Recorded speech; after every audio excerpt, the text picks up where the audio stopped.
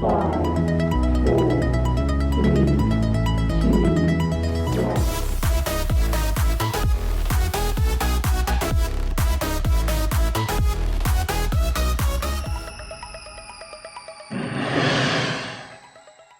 Hello, everybody. Welcome back to the Fitter and Faster Coaches Corner. I'm your host, as always, Mike Murray. Today, I have with me a very special guest from the junior college coaching ranks, but has coached all over the country in many different capacities. The head coach of Iowa Central Community College, Joe Plain. Joe, welcome to Coaches Corner. Thank you so much. I'm really appreciative to have you let me be on here today. Well, we're excited to have you, man. And, you know, one thing that we've done with some of our guests, and it's kind of a new iteration here at Coach's Corner, but talk to me about your office. What's happening in there? What do we got in the background? Oh, goodness. So my office used to be the printer room, so it's really not much of an office. It's smaller than most kids' dorm rooms. Yeah, you see some flags there in the background. We've had kids from, I think it's 16 different countries come to school here. I actually have, I'm adding two new ones. We got Guatemala coming here in the spring or in the fall. And Russia was supposed to be here this year, but COVID shut him down.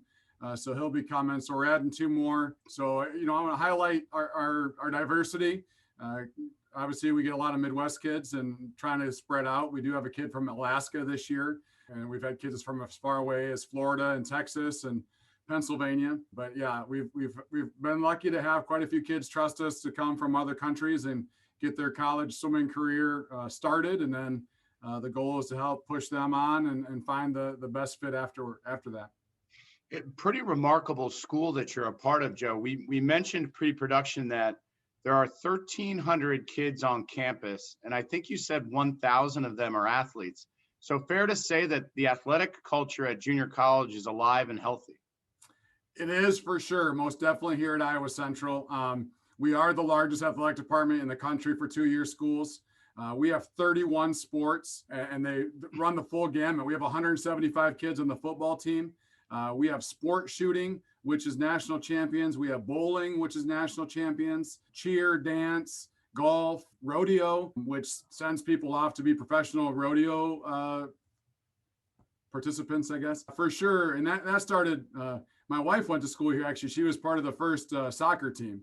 And that was, 20 some years ago. So they started doing that as a way to kind of bolster numbers a little bit. And we have a full on, I told you before I talk a lot, but we have a full campus experience that's a lot different than what some people might have experienced from a community college. It's not just a bunch of buildings in a downtown setting. We have full on dorms and yeah, like I said, 1,300 kids live on campus. Around 1,000 of those are athletes. And so seeing the Iowa Central logo on gear, walking across campus all the time is pretty special.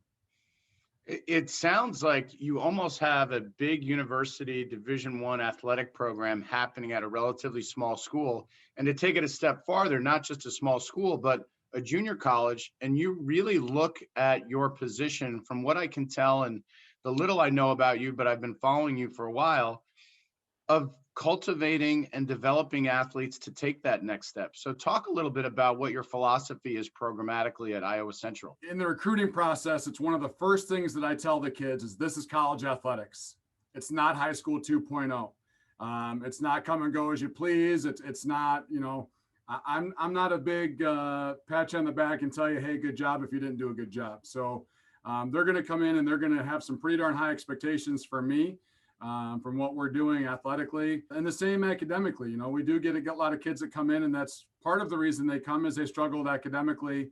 They need to get their feet under them and get those grades up to where they can become eligible and then move on to the next step. But that's a big thing that I try to sell to the kids is obviously I want you to come here and I'm going to push you and we're going to try to swim as fast as possible and get those grades up. In many ways, my job is more difficult than a 4-year coach because I'm recruiting them in to swim for me, but I'm also assisting with that transition to the other way. I'm in my 24th year coaching, so I've got a lot of coaches that I know and have had experience with. And so I reach out to them and try to find the right fit for the kids. It's the school's got to fit them for what their major is. The coach's personality has to fit.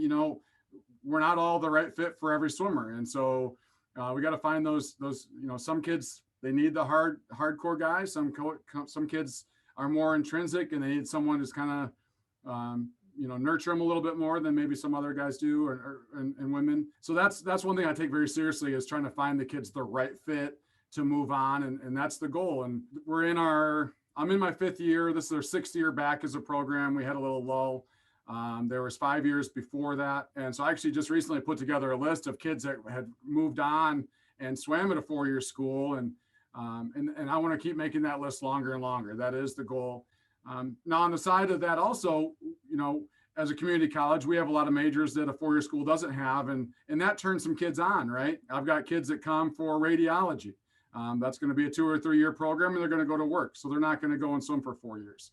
We have automotive. Kids come in, they want to go and be a mechanic, and that's a 2-year program, and they can go and go to work. So we've got both things where they can come and get a BA and transfer on. And then we've got things where they can get an AA or an AAS or something like that, and they can get into the workforce. And so those kids, and that's the nice selling point about a junior college, is those kids that really don't want to go and sit in class all the time, they still can swim for at least 2 more years in a college setting, get those experiences, and then go on and go to work. And whereas, going to the University of Minnesota, let's say, well, that they don't have automotive for me, so I don't really want to go there, so I'm not going to swim or whatever. I'm so glad that you touched on that, because culturally, for such a long time, parents and coaches, we viewed our job and our role to get those kids to the 4-year college. Our entire American educational landscape is changing all the time. And this day and age, boy, you take a look at the price tag of a lot of the 4-year schools, I think parents are more open now to say, hey, listen, we're going to go to junior college, the tuition is going to be substantially less. And then we can talk about transferring great grades, good experience, good maturation that's happened over those 2 years. And maybe now we can apply to an Ivy League school. We can swim at a Pac-10 school. We can look at a Big Ten school. So it's just such a new opportunity, I think, in the landscape of what parents and teachers have thought about in terms of development for their children and their athletes. Talk about how you tap into that a little bit. You mentioned some of the programs that a lot of people are interested in, but talk about how you're using that evolutionary shift in education to your advantage. Well, the financial piece is huge. People ask me all the time, I talked about the international kids, and they're like, how do you get all these international kids to come to Fort Dodge, Iowa, right? And honestly, it's been only a small handful that I approached. A lot of them, they hire these recruiters in their home countries, and those recruiters will then email me and say, hey, I got this kid. These are their times. And, what do you think? And this is their budget. And sometimes I laugh. They tell me their budget. I'm like, you're not going to swim anywhere if you're going to stick to this kind of budget. I mean, my thing, and I was cut swimming, but I always use that as the example. For me, a first-year kid right now coming in for this school year, international, is $17,000, and that's all in. Okay, so $17,000. That's tuition for 12 to 18 credits. That's room and board, and that's emergency medical insurance for the international kids. Okay, $17,000.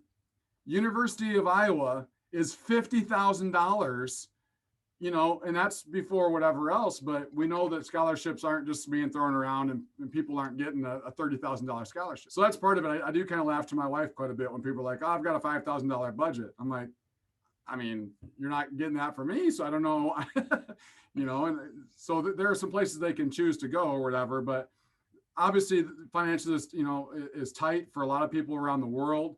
And I've had kids come from places that are in major disarray. Venezuela, for one, I had a boy come to me from Venezuela from the time he started to the time he started his sophomore year. So in one school year, and this is going to sound funny, but it was 1,000,000% inflation. Not 1,000,000 times, 1,000,000% inflation. And he said that to me, and I'm like, I'm a math guy. I'm like, let me double check this. And he was right. It was 1,000,000% inflation.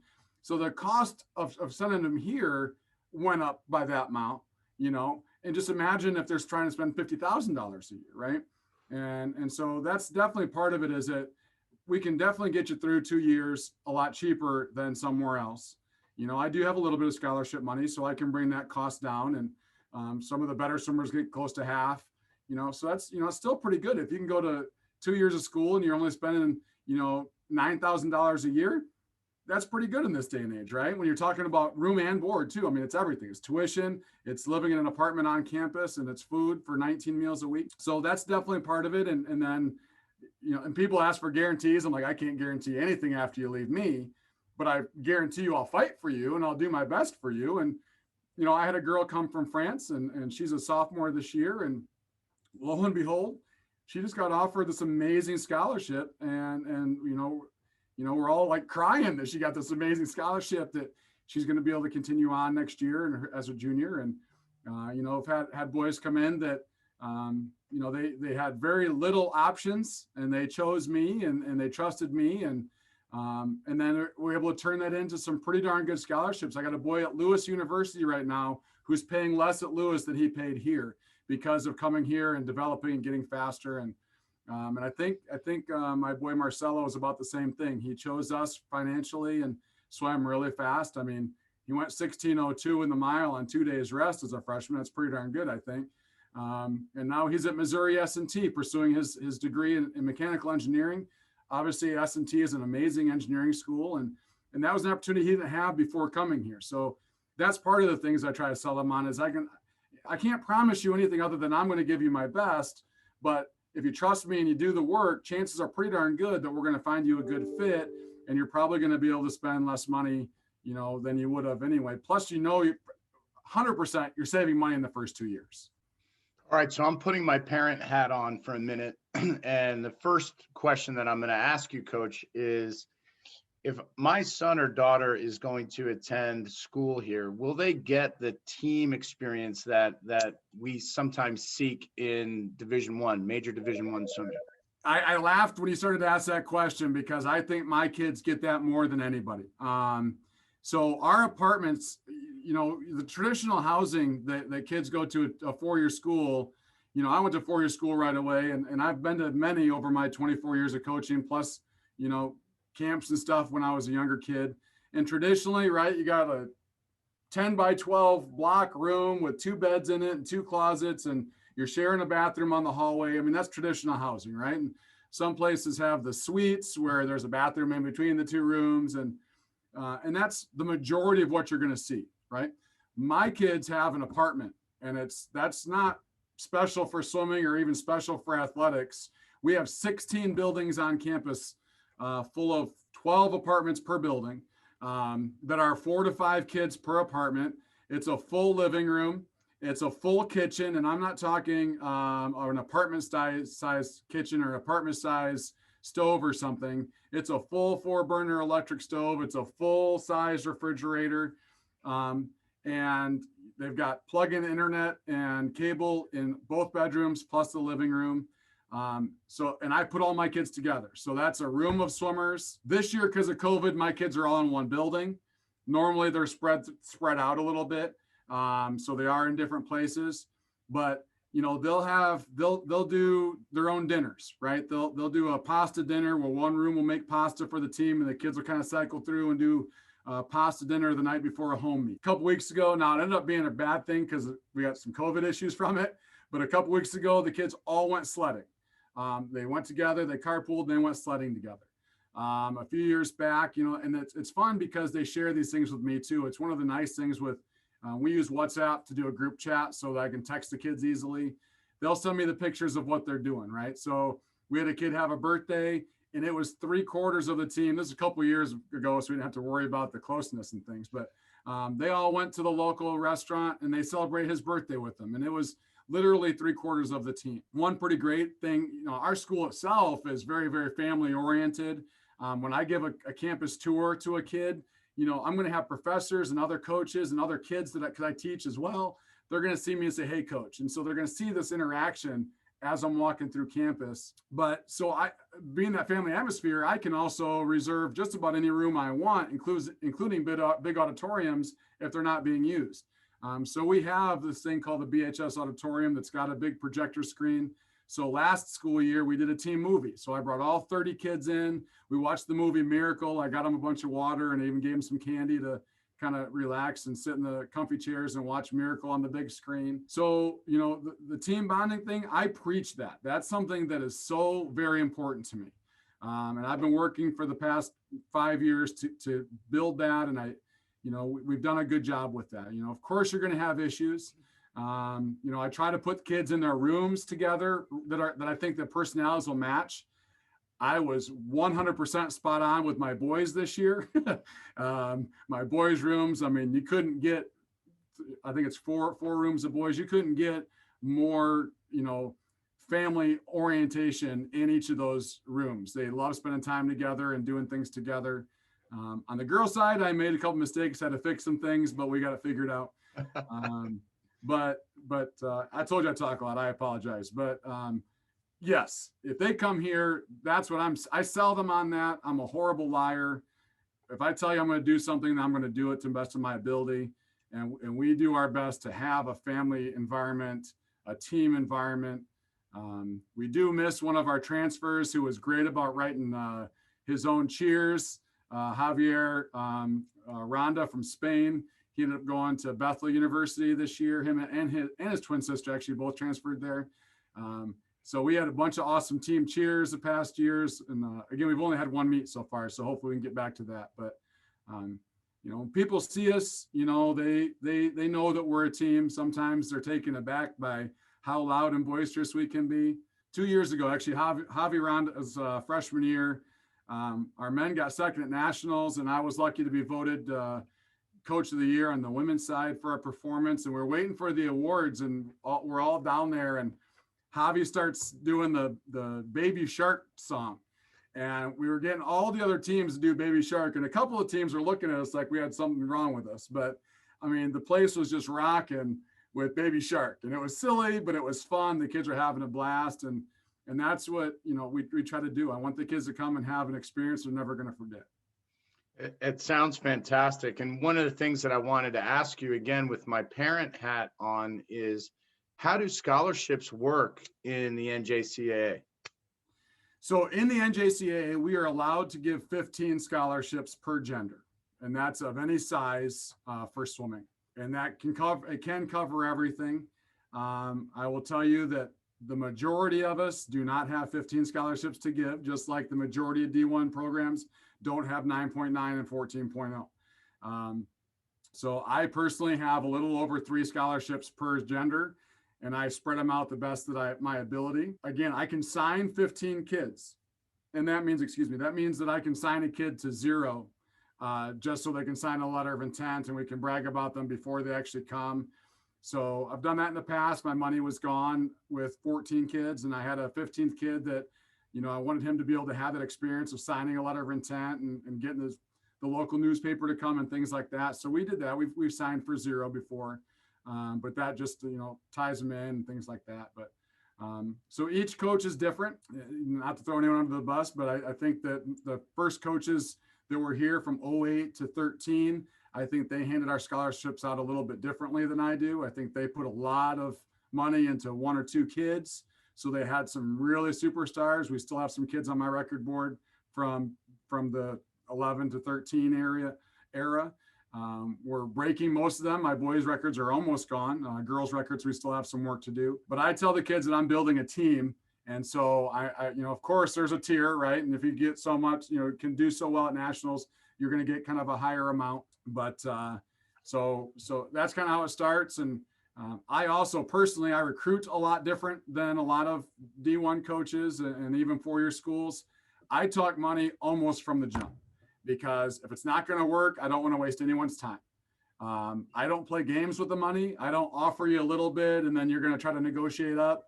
I'm going to offer you what I think you're worth and what I have in my pocket. And if that works, great. And if it doesn't, then you have other options. But I hit the ball. I hit the ground running with it. This is what I can offer you. This is what you would pay.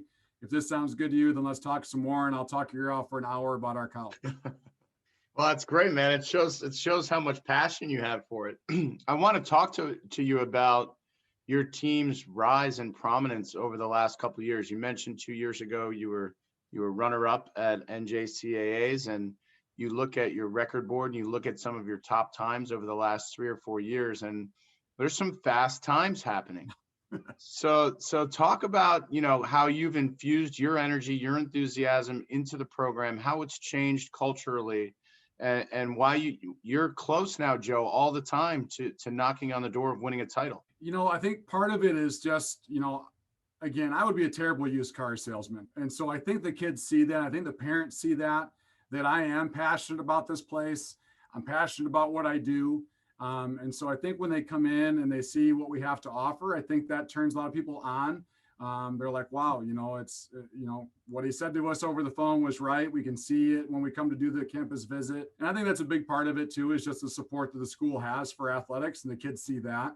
And I walk down my hallway and we see all these trophies from other sports and athletic department trophies, so those are all selling points, right? But just that's the big thing is you got to talk about yourself a little bit, right? When you're recruiting, you got to be, let them try to get them to understand that you've done a decent job. And so we talk about where I've been in the past and some people that I've worked with in the past. But all in all, I want them to see, well, this is who we had last year and this is how they swam, right? And when you see that those times are pretty darn fast, we went up to the Rochester Invite 3 or 4 years ago, and we went 1, 2, 3 in the mile against a bunch of D2 and D3 pretty strong teams. They're not these not good teams. These are really good swim teams. And we went 1, 2, 3 in the mile. We won the 400 IM. I think we won the 100 IM, and we got like second in the 100 fly. And it's always fun when someone's like, wow, you guys are, you're swimming really well. And, you don't want to be like, I know. I appreciate that. And I appreciate it when people see that. But we use that as a selling, technique with talking to kids that maybe haven't seen what we're doing. I try to improve all the time. So I'm sending out more and more information. Obviously via email, I can send out links to our top times and they can see how fast we are and, how things have changed. I made last year I made a kind of a season analysis with pictures of we did a first training trip last year. So we talk about that, how, again, it's a real college experience. We did our first ever training trip last year, went to a very unique place as far as a training trip is concerned. I took the kids to New Orleans. We trained at UNO, and I took the kids on a swamp tour. So they got to see, it's not really gator season in the middle of the winter, but they saw little tiny gators. They had some wild boar come right up to the boat. So they had a pretty cool experience with that, plus seeing downtown New Orleans. And so we talk about, you're getting these real experiences, and some are very unique, right? You don't hear about a bunch of college teams taking their kids to New Orleans for a training trip. And we're talking about going to Albuquerque, New Mexico next year, if that'll work out. But it's selling them on the college experience, telling them about how I do all that in the recruiting process. I tell them what our weeks look like. This is what we do on Monday. This is what we do on Tuesday, so on and so forth. These are some of the, things that we've done in the weight room. And I'm not a trained strength coach, and I don't really have the money in my budget to pay for a bunch of things that are out there. There's some great tools out there that are, but I don't have $1,000 to spend a year on some of this stuff. So I'm going on my experience that I've 24 years of coaching and what's worked for me. Knock on wood, 24 years of coaching, I've never created an injury. So I think our training and our strength stuff is working well. And so we talk about that. I had a kid that gained 32. He was 5'10", 123 pounds when he came in as a freshman. So stick thin. And when he graduated, he was 155 pounds. So gained 32 pounds, but he still had a 24-inch waist. He still had six-pack abs, and he was dumbbell pressing 75 pounds in each hand his last workout before nationals his sophomore year. So it seems to be working if you put the work into it and you want to dedicate yourself to it. So all these things, it just stacks on top of each other, and you get the kids excited about it. Obviously, I talk a lot, but I think that they can see that I'm excited when I'm talking to them about what we have to offer. And so, we do those things. I'm just honest with them. I share with them. They meet some of the kids. In a normal year, they're going to go through the cafeteria, and they'll meet my kids because my kids are going to be always eating together. That's another thing. They see the kids sitting at 2 tables of 8 together. They're like, wow, he wasn't kidding. They really do eat as a team. They really are, a family. And their kids will come up and talk to them and tell them different things. And, you get, sometimes you're okay, what's this kid going to say now? And I had a girl 3 or 4 years ago, and she came over to the table, introduced herself, said who she was. And she's like, the workouts are going to be the hardest workouts you've ever done in your life. Have a nice day. I was like, well, that was nice of you to say. I think it's a nice thing to say, but maybe the kid gets scared. I don't know. But it's just about giving them, this is your package. This is what the school is. These are your opportunities. We're racing for your schools almost exclusively. We do have a couple of NJCAA schools that are close to us, but I say close. Iowa Lakes is an hour and 15. After that, Barton is 7.5 hours away from us, and a brand new school in Indiana that we're going to this year, they're 7.5 hours away. So we're racing mostly four-year schools between Missouri, Wisconsin, Iowa, South Dakota. And so you're racing these bigger schools, and we win more meets than we lose too. So, I mean, I think all of those are good selling factors for kids to get excited about coming in. And who doesn't like the idea of helping the team move forward and be like, I came in, I was second at nationals or was a national champ potentially, and I help us move forward, and I can kind of put that on my chest for the rest of my life. Really unique experience. And it is got to be fun to go into some of those schools and race and know that, you're the team to beat. I mean, that's kind of nice to go up against some big boys like that. It is, and as far as winning, like I said, winning meets, we race a lot of NAI schools and D3 schools, and definitely on the men's side, we tend to win most of those meets. And that's different with it. We got scholarships and things like that. But in our women's team, we're working on the numbers there. But even with 8 or 9 girls, we tend to win more meets than we lose. I think one of our worst years maybe was last year, and we still were 6-5 or something like that with the girls, or 5-3 or something like that. But yeah, you can go to a D1 school and even if you don't win the meet, but if you can win 4 or 5 events, I mean, that says a lot about the kids you have on your program and what you're doing. And, and I tell the kids, we're not going to be scared of anyone. We're not going to not schedule someone because, we might get beat. I want the competition. I want the kids to see the competition. And that's how I'm doing my best to provide for them to be prepared moving on. We don't win the meet, but a kid's getting some more exposure and beating some kids. And then he's got more confidence, right? I know I belong here. I know once I get my grades up and graduate, I belong at a school of this caliber. And I know I can go and I can be one of the top kids, or I can win these events. For sure. And we take that in your dual meet season and we look at the NJCAA championships. That meet is legit. Talk to us about how fast that meet is. Traditionally, those of us who are coaches know for years and years, Indian River, just a legacy of success there, but starting to creep up a little bit on them. And in that meet environment, you see some pretty fast times. Talk about how special that championship meet is. I'll tell you, it's so awesome, going way back when, right? And when my first college coaching experience was being a volunteer assistant for the University of Michigan women. And I remember the first Big Ten championship that I walked into with the girls, and it was like, wow, this environment is, the intensity is huge and it's so loud. And it just, that was one of the first times I was like, I want to coach college.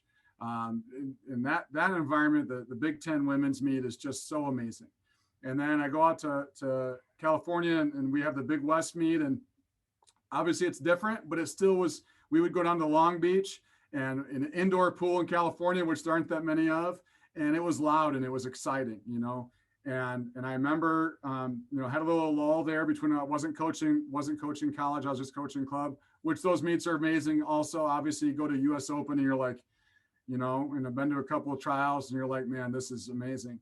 But just that team, you asked about team earlier, the team environment of a meet like a national championship or a conference championship. And I seriously, I'll never forget my first year here, Nationals with Buffalo.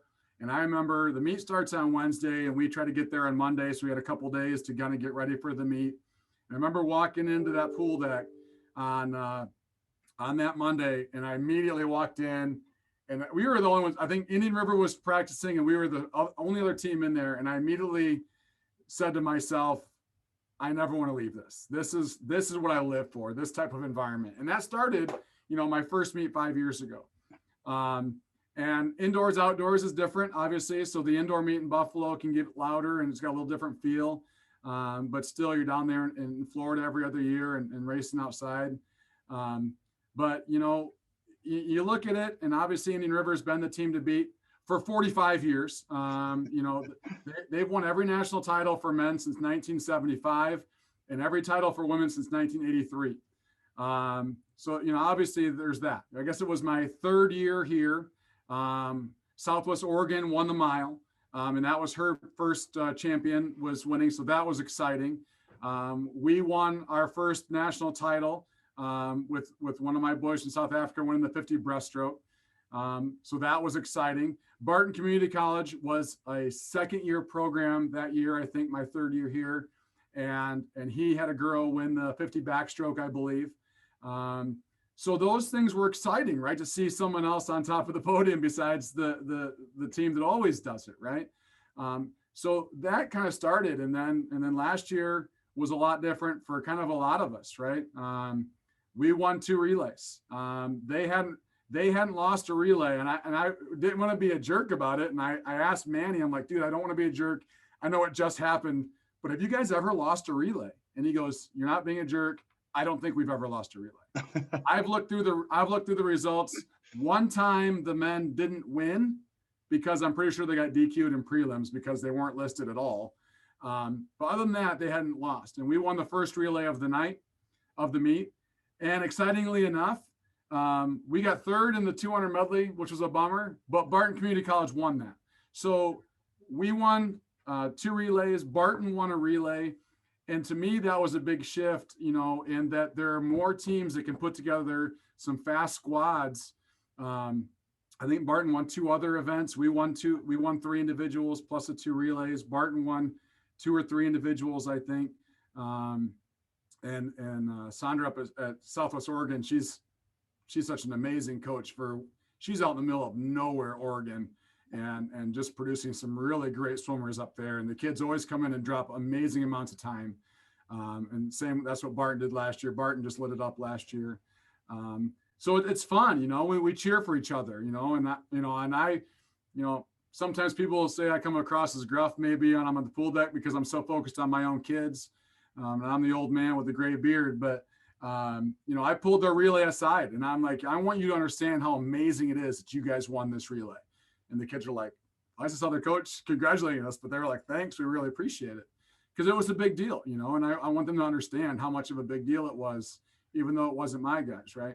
And so just to see more and more fast swimming, and the more fast swimming there is, the more challenge there is for all of us. And that's going to raise the game for everybody because the kids are going to rise to the challenge, right? And so that's the goal. Your enthusiasm resonates deeply, and you can see it's palpable on your face how passionate you are about the sport in general, but also the sport where you are and what you're doing in junior college swimming right now.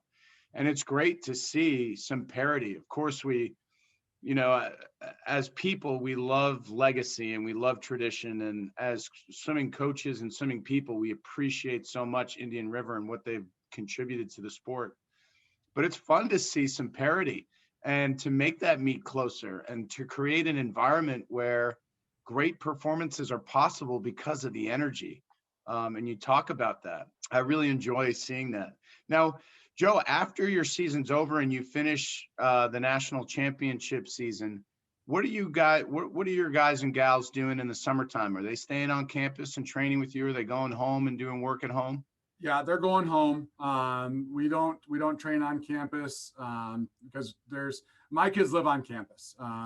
We very rarely have had anyone live off campus, and the dorms aren't traditionally really open. We have special cases for international kids and things like that might have some issues. We've had that Venezuelan boy I told you about. He's not been home. He's graduating this semester, by the way, with a bachelor's degree, but he's not been home in 4 years to Venezuela.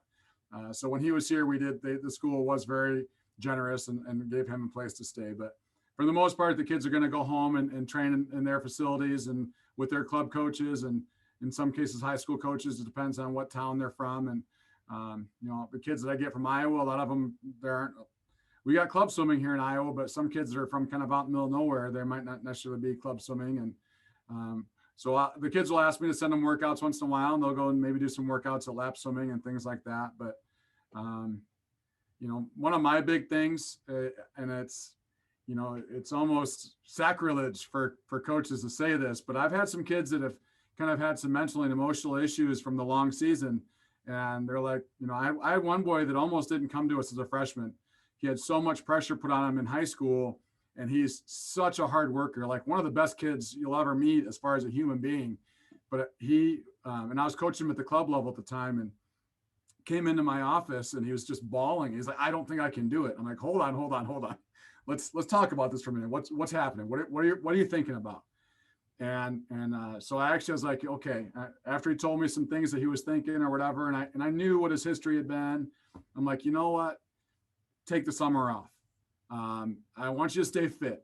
So I want you to maybe do some triathlons, or he liked to longboard. I'm like, go and do your longboarding and have fun with that. Stay physically fit, stay physically active, and we'll come back to it. And this is a kid that was, for Iowa, he was runner up at our high school state at 50.6 in the 100 fly, which was pretty good 3 or 4 years ago. And he went, what did he go? He was 50.6. I think he went 49.9 as a freshman. So not a huge drop, but he won a lifetime best. And he went from 200, 200 fly to 152. Well, then he went 148, 200 fly his second year and did the same thing. Didn't swim in the summer, longboarded, did some hiking in the mountains and things like that to just stay active. But he went best times 2 years in a row, taking a break. Is swimming, better? Yeah, probably. But, some of those kids, I want to take care of them, their mental side of it, the emotional side of it, and make sure that everything they're doing, they love. And he put 100% into everything I asked him to do for 2 full years. We had some personnel issues on the swimming side his freshman year, and our boys were only 5th. We had a great experience, and those boys were amazing. We could have been better with keeping personnel. But then his sophomore year was the year we were 2nd. So he kind of got to go through both of those things, kind of the low spot where we were rebuilding and making kids understand what the expectations were. And then his sophomore year, we get the trophy, get the runners up trophy, and do the exciting things that he kind of missed out on a little bit. So it's just a long way around, I guess, to get to what your question was. But the international kids, for sure, they go home and train because they've got nationals and they got meets and things like that. Me personally, I really try to develop relationships with the kids. I think it's one of the biggest things that we can do as coaches. One of my biggest bright spots is when I get that Facebook friend request from a 35-year-old kid that I coached 20 years ago, and now they've got their own kids, and maybe their kids are in swimming or something else, and just to know that we had a good impact on them, right? And so try to do that even now. And so the kids will text me over the summer, and they'll be like, hey, I had this workout or this time, or I went to this fun thing and thought about you, or whatever it is. But so yeah, it's not a D1 program from that standpoint. They're not staying out. We're not doing traveling and doing meets together. And actually we couldn't. NJCAA has some more lenient rules than some divisions, but some more strict rules than other divisions. When we're not in season, the most I could ever see them would be 8 hours per week. And so when we're out of season, once they've signed with us and once they're here, we can do 8 hours per week outside of season, but we wouldn't be able to do doubles and things like that in the summertime. And so it would be a little bit different if they did. Gotcha. And some of the things you mentioned there are a great segue to my next few questions, which are, so much is to be made this day and age about the coach-athlete relationship. And something that's very important to the Coaches Corner show in general is how coaches are relating to athletes on their teams, and what are we doing to meet them in their space as humans before we begin coaching them.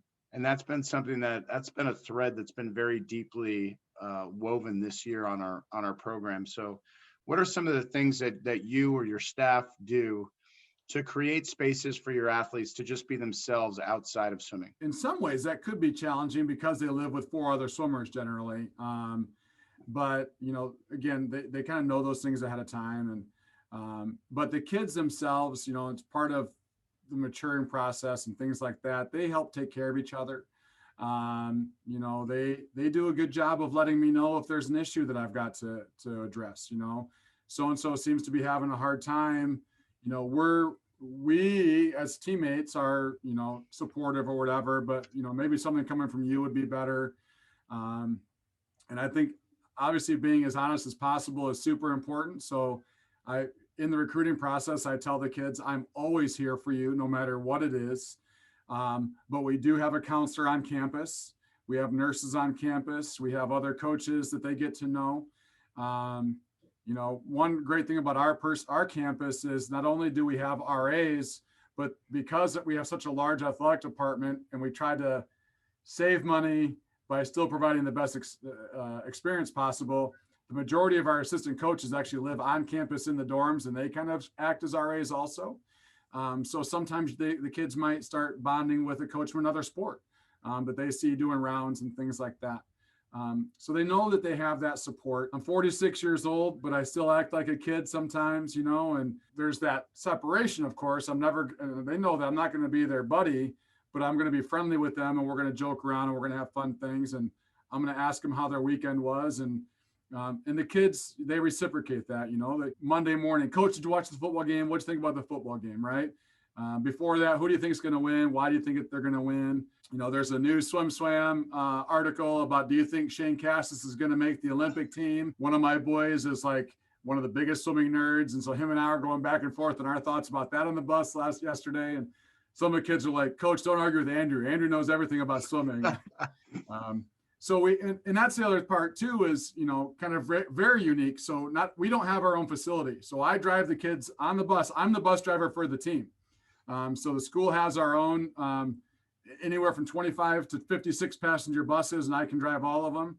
So I reserve a bus, I pick the kids up. And so we get to have those kind of fun it's only a 5 to 10 minute drive, but I get to hear the kids talking in the background, right, when they're joking with each other about what their day was and stuff, and silly stuff, whether it's a video game or a new app on the phone or a TV show or just something silly one of their teammates did. So I get to hear all that stuff and interject my words of wisdom sometimes. But I think a big part of that is just that family atmosphere that we talked about before. Some of them come from different backgrounds, right? And so some of them aren't as comfortable sharing with an adult as, other kids gravitate to me, right? And they want to talk to me and they want to come visit me in my office.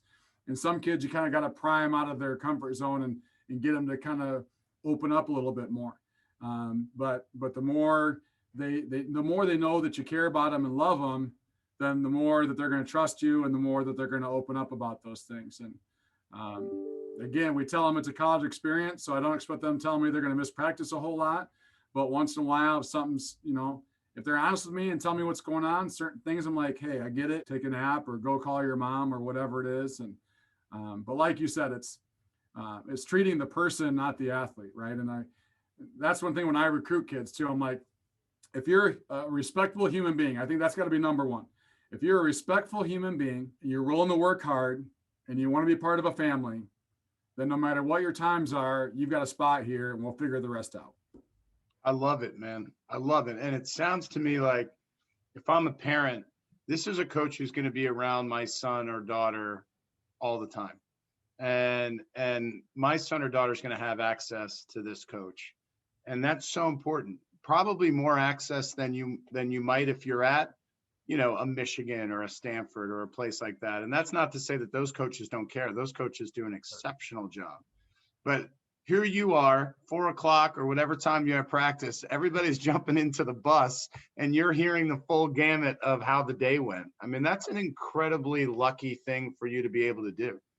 It really is. And I do view it that way. And people ask like, oh, does it get tiring? Yeah. I mean, going into the computer and requesting the bus every single day. And, it's 45 minutes earlier than I would normally have to get ready for practice because I got to go get the bus warmed up and go get them and things like that. But it is a fun part to have those, just those extra few minutes to chat with them about whatever. Sometimes they're tired and they don't talk a whole lot. Saturday morning, I pick them up for Saturday morning practice. Not a whole lot of talking first thing in the morning on Saturday, but generally speaking, it is. And I do feel fortunate that I have that opportunity with them. It's really neat and very unique. And as a parent, I mean, your parents have got to really appreciate your time, effort, and attitude. Tell me what the NJCAA championships are going to look like this year? We do have a few teams that are opting out. I know there's some teams that maybe weren't allowed to participate. Some teams in your state, in New York, they've got some really strict regulations. But I think we've got 13 to 15 teams right now. We do have a couple of new teams. Ancilla College in Northern Indiana, they're a brand new team. And I believe we have a new team down in the Florida Keys. So that's pretty exciting. But the majority of the teams are coming. Again, I'm hoping it's only 3. I think it's around 3 teams have said they're not coming. We do have cut times. And in a normal year, and this is the way I always sell it, our cut times are really quite easy. Placing at nationals is a different story, especially for the guys side. We have way more men than we have women at the meet. And being top 16 is a lot different than qualifying for the meet. But most of the kids should have a chance to qualify. But because of teams not doing it, because of teams being really hampered in their ability to even compete this year, they eliminated cut times. You can only take 18. So you can take 18, and a diver. We only have, the kids can do 4 events. Well, 4 individuals, and they can do 8 total. I believe a diver is listed as a quarter because the kids can do so many events. So 18 total. So technically they could bring 17 swimmers and 4 divers. That'd be the 18. But so we can bring 18. And so there's no cut time. So some of the teams are a little bit bigger. We don't have that many this year. COVID plus some other things kind of knocked our numbers down a little bit. So we're going to be in Florida. It's going to be April 28th to May 1st. We're going, Barton's going, talking to Sandra at Southwest Oregon, and they're one of the teams to beat. And she just got permission to start planning to go. So she was nervous about it. She was really excited. And now I'm really excited that she's kind of going to be there. Obviously, Indian River is going to be there. Just talked to Erie today, and he told me he was coming. South Georgia, which is another perennial powerhouse, they're coming. Good chunk of teams are going to be going, and hopefully we have full heats and stuff. I mean, there's always events. You know, we offer another unique thing about the NJCAA. We offer the 50s of stroke. We offer the 100 IM. For the distance kids, they get the 1,000. So it's only us and D2 where they get the 1,000. And so the kids have a lot of opportunities to do different things, regardless of what their background is or what their specialty is. So we're hoping for obviously some really fast competition again, but it's going to be fun. And I preach to my kids every day right now, especially after NEI canceled and D3 canceled. They need to be grateful that for 1, we have practice today. For 2, we get to go to swim meets. And for 3, we have nationals. They need to be grateful for these opportunities that we're given when other swimmers aren't having that opportunity. So, you know, if we're grateful and excited and work hard towards our goals, then the rest of it will be, you know, extra. And so, but we're excited to go down to nationals, and it's still going to be a high energy and hopefully really fast meet. Yeah, man, perspective, you know, so important. And I'm so glad for you and your team and your athletes that you get that opportunity because, you know, like you said, a lot of us, especially in the Northeast, you know, we haven't been on our home pool deck since March of 2020. And so I'm so thankful that you guys have that opportunity. Joe, are you ready for your quick fire questions? Sure. Okay, man. The first one's going to make you laugh, I think. Okay. Longer storyteller, Jon Urbanchek or Jim Richardson? And there's a qualifier. This does not count Coach Richardson's fishing stories. My experience would be Jon. All right. I wanted to ask you that. Will Jim Harbaugh get the ship righted at Michigan? Wow, there's a loaded question. And I'll tell you, you know, it's people see all sides of it, right? And he's making so much money, but you know what? The kids aren't getting in trouble, and they're graduating, and I think that there's something to be said for that, right? I can't imagine he doesn't. I mean, he did such a great job at Stanford, and even though I don't think he's real great with full-grown men, he did a pretty good job at San Francisco as well. I think he's got some things to get figured out, but if they're going to keep him there, I sure hope so.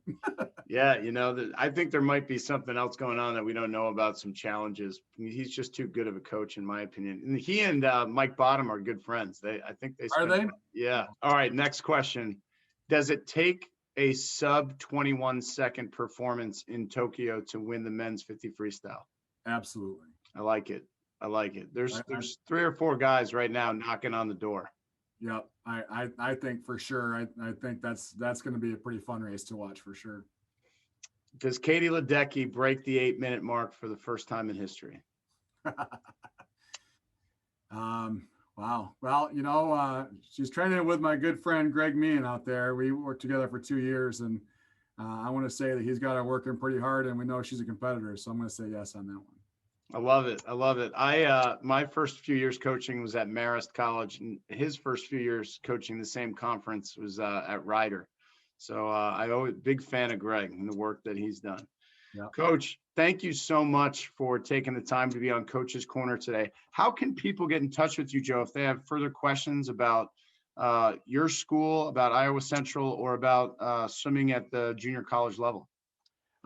So my last name is Plain like airplane, really easy. So it's plain at iowacentral.edu. I'm just like the kids. I'm on my phone way too much. So my emails come to my phone and I'm going to see them all the time. That's probably the easiest would be to email me at my college thing. We do have Facebook and Instagram and Twitter as well. They're, I believe all 3 of them, well, Facebook is Iowa Central Swimming.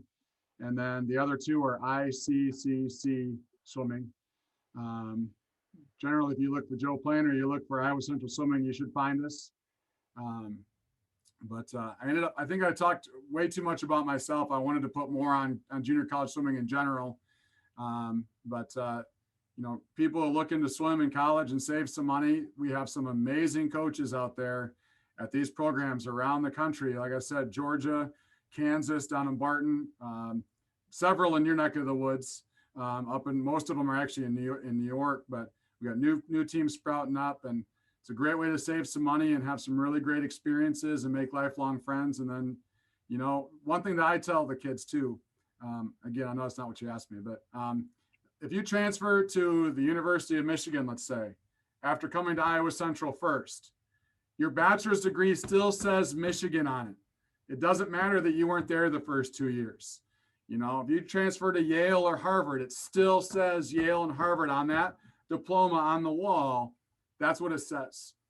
So it's not choosing junior college over a 4-year school.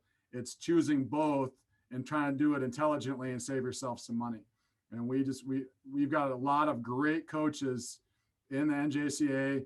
Junior college out in California as well. They're just a different organization. Great coaches with great swimming going on where you can save some money. And so you want to talk to me about that, I'll sell myself. I'll put you in touch with some other people that can help you if you want to stay closer to home. But I'm open to talk to anybody. As you can tell, I talk a lot. I'm willing to talk about swimming all day long. I wanted to give you a chance too to promote the Facebook group that you started, because that's a really great source of information. Yeah, I think it's College Swimming Coaches. Is that what I named it?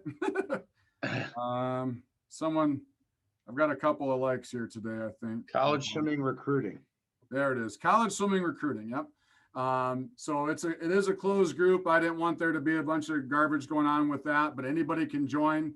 And I talk on there more than anybody else. I'm open for more people sharing some things, but like you said, and one thing you said, and I, not to be mean, but you said about being new there, college NJCAA was actually a much larger 10 years ago. We've got some new teams coming in now, but we unfortunately lost some really great teams. Daytona State College, they were right there with Indian River. Darton down in Georgia, they were right there. And those top 3 teams were just amazing. And it's really sad that we lost some of those teams. And so I would fight tooth and nail to help someone start a program if they've got access to a facility. I would love to see more. But just for parents to understand, what their options are, and I went to NAI. I was a horrible swimmer. I found a great school that would take me to swim NAI. That's a great path as well. But of course, I'm going to preach NJCAA the best that I can and junior college the best that I can. But yeah, join that Facebook group. Ask any questions you have. I'll answer them. I'm probably on there more than anybody else, but Eric Skelly from University of Cumberland, him and I are good friends, and I had him become one of the administrators so that he can accept people and comment on there. Other coaches are, by means. I was a D1 coach, but I'm not certified with that. I haven't taken that test in 10 years, I think it's been. So some things have changed. I don't know all the answers for some of those things, but I know most of them where I can do a search and find them for people. But my goal is to get, they talk about 7% of kids. I think it's something like that, right? 7.5% of college, high school athletes going to participate in college. And it's just sad that it's 7% because I know there are more openings for more kids to participate, whether it's NAI, D3, or us. There's a place if someone wants to participate. We just had someone ask on the recruiting page, this person's a really good student, but not a very good swimmer, one of the worst swimmers on their team. I'm like, again, my thing, and I think a lot of coaches would agree, if you're a good person, willing to work hard, and you want to be part of a family, you can find a home. And if you're willing to do a little bit of work to find that right place to where you fit in well, then you can find a home. And I really highly encourage student athletes from the high school level to pursue it. Don't give up on it. Don't think that you're done. Give yourself the opportunity to be part of a family right when you go to college. You're not just stuck with your roommate. You got 30 or plus family members from day one. And that makes college just that much more fun and exciting and fulfilling. Boy, that's our first clip right there. That's the trailer that's going to hit later this evening when we put this up on the website. So thank you for that great soundbite as on the outro here, Coach. Really, just a great 63 minutes, Joe, and so appreciative that I got time to get to know you better, and not just through message or email. And it sounds like you just have a wonderful program, and you really are passionate about junior college swimming and what opportunities it offers for student athletes from all over, not just this country, from all over the world. Yep. I so appreciate your passion and enthusiasm. This episode of Coach's Corner will be available tonight, probably by around 7:00 Eastern, and look forward to people tuning in to watch this, Joe. And I'll be in touch with you to let you know how it's doing, and we're going to promote it as best we can. So thanks so much. Thank you so much. I really appreciate it, Mike. Anytime, and we'll see everybody back here next week on the Coach's Corner. Stay tuned. Keep swimming fast.